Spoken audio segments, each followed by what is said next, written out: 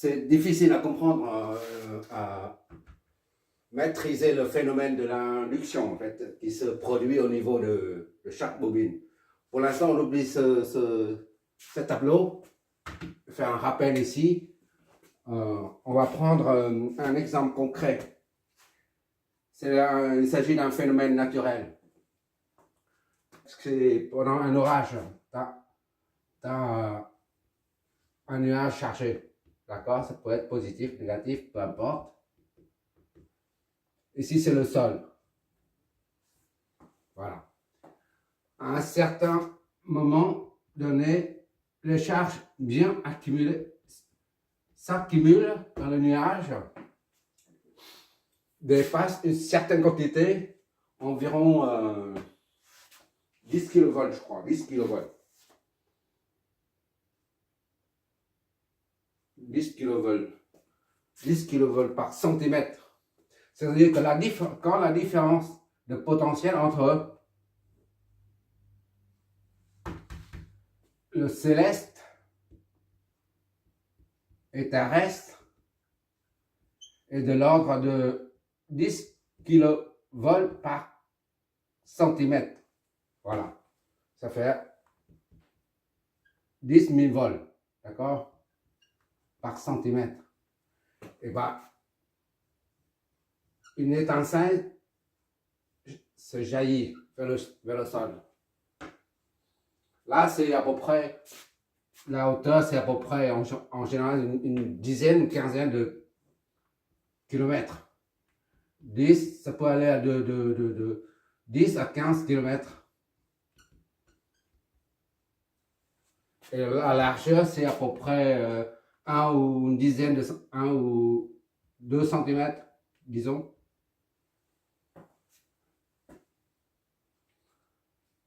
La décharge se produit du nuage là, vers le sol. Et chaque fois qu'il y a un éclair, il y a un champ magnétique qui entoure l'éclair. Voilà. De même pour un conducteur, quand le courant passe, dedans là, le courant passe, et bien il y a un champ magnétique qui entoure le conducteur. D'accord? Ça, c'est le champ magnétique. Et là aussi, il y a un champ magnétique qui l'entoure. Ça, c'est comme si il s'agit d'un conducteur. D'accord? Puisque là, on a dit pendant le développement de la formule fondamentale concernant le condensateur, on a bien expliqué le comment et le pourquoi il y a un éclair qui descend du nuage vers le sol. Et ça, puisque, je fais un rappel, puisque c'est l'air ionisé. L'air est ionisé. On ne va pas rentrer dans le détail. Pourquoi ionisé? Parce que sinon, on verra les cations, les anions, tout ça, et après chimie, le domaine de la chimie. Tout ça, ça ne nous concerne pas. Nous, c'est ce qui nous intéresse ici, c'est le champ. Un conducteur traversé par un courant génère un champ magnétique. D'accord? Si on a une maison ou une église, voilà, et le nuage est là, il y a un éclair qui frappe dessus, ou bien directement sur le sol. D'accord? Sur le sol. Et la maison, notre maison qui est là. Il y a des câbles électriques partout dans la maison. L'électricien, pendant l'installation, il a câblé ça au niveau des prises, comme ici, là, par exemple.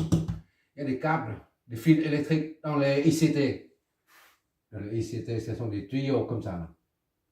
Des gaines ICT, on dit des gaines ICT. Il y a des 3 câbles dedans. Voilà. Ça, ce sont des fils électriques. à l'intérieur de la maison. Et quand la foudre frappe le sol, et ben ça génère des ondes électromagnétiques. Et ça va toucher le conducteur qui se trouve à l'intérieur du logement. D'accord? Là, c'est un conducteur.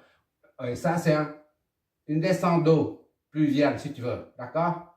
C'est en aluminium ou en bronze. Je sais pas trop en quoi ça fait. Et après, là aussi pareil.